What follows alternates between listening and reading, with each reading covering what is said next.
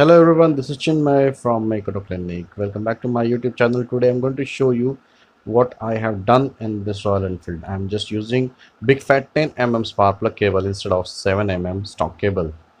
This is for better performance, and of course the performance means the higher potential, taking the higher potential of the ignition coil and from the ignition coil for burning proper fuel.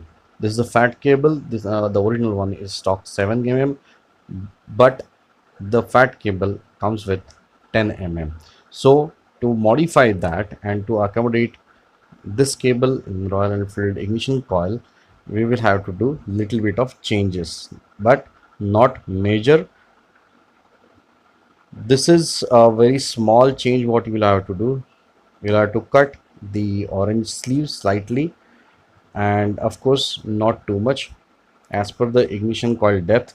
And then I have cutted the original boot, but not the stock original boot, in the sense not the fat cable boot but the stock cable boot. And this is how I fitted by using the RTV. It has got a screw inside. Then I have inserted the original boot on the socket, and then I have used heat shrinking sleeve to avoid any water leakage.